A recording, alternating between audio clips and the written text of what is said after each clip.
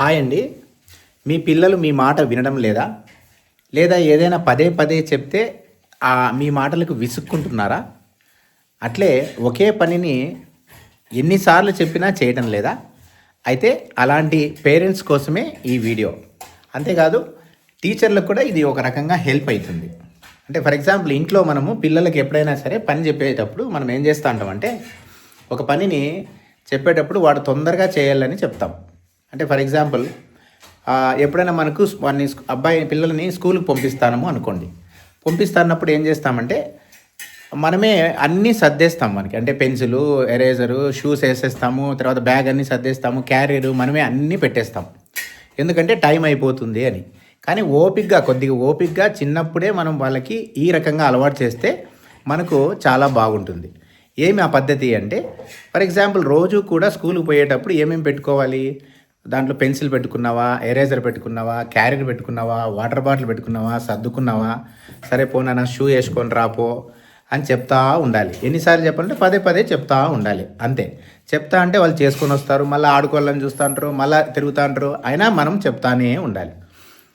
చెప్తా అంటే వాడు ఏం చేస్తాడు, నిదానంగా వేసుకున్నావా, అన్నీ అయిపోయిందా, సర్దుకున్న తర్వాత నెక్స్ట్ మనము వాళ్ళని స్కూల్కి పంపించాలి. ఇక్కడ మనకు వచ్చే సమస్య ఏంటంటే మనకు టైం ఉండదు. అంటే ఈ పద్ధతిగా చేయాలంటే కొద్దిగా మనకు టైం ఉండాల్సి వస్తుంది. అంటే స్కూల్కి పంపించేక ముందే ఒక 15-20 నిమిషాలు ఎంత సమయం పడుతుందో దాన్ని మనము క్యాలిక్యులేట్ చేసుకోవాలి.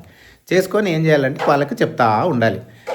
అప్పుడు సరిపోతుంది. అట్లా కాకుండా మనం ఏం చేస్తామంటే లాస్ట్ నెక్ ఆఫ్ ద మూమెంట్లో మనం ఏం చేస్తామంటే రెడీగా అండి, తొందరగా అండి అని చెప్తా ఉంటాం. అంటే 5 నిమిషాల్లో వాళ్ళు రెడీ కారు కాబట్టి, పిల్లలు కాబట్టి కారు.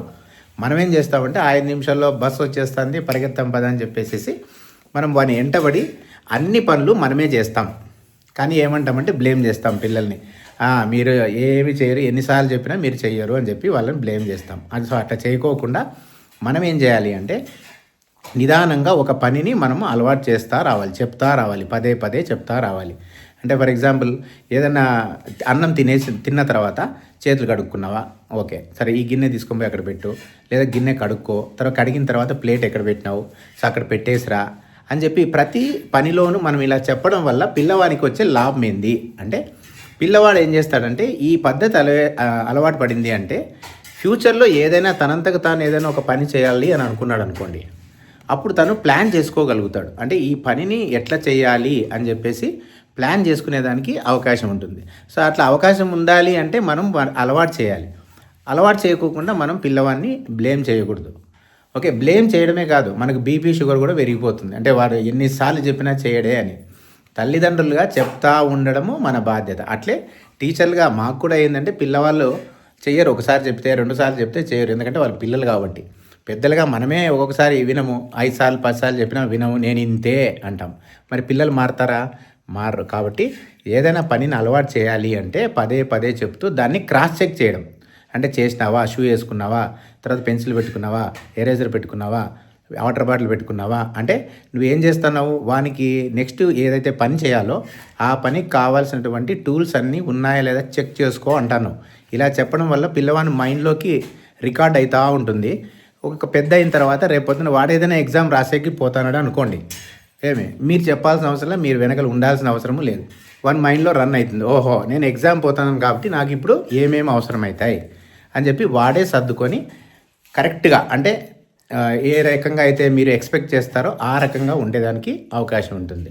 సో కాబట్టి ఈ పేరెంట్లో ఈ చిన్న టిప్ మనం ఫాలో కాగలిగితే మనకు బీపీ రాకోకుండా ఉంటుంది, పిల్లవానికి అదనంగా ఒక చిన్న నైపుణ్యాన్ని నేర్పించిన వాళ్ళము అవుతాం. అది భవిష్యత్తుకు యూజ్ అవుతుంది. అట్లే అమ్మా నాన్నలు కూడా వాళ్ళు గుర్తుపెట్టుకునేదానికి అవకాశం ఉంటుంది. సో అట్లే ఇట్లాంటి పేరెంటింగ్ టిప్స్ సంబంధించి మీకు ఏమైనా డౌట్స్ ఉంటే ఈ కామెంట్ సెషన్లో చెప్పండి. దానికి కూడా నేను ఆన్సర్ చేసే ప్రయత్నం చేస్తాను. అట్లే ఈ వీడియో మీకు నచ్చినట్లయితే వీడియోని లైక్ చేయండి, షేర్ చేయండి, అట్లే సబ్స్క్రైబ్ చేయండి. Thank you.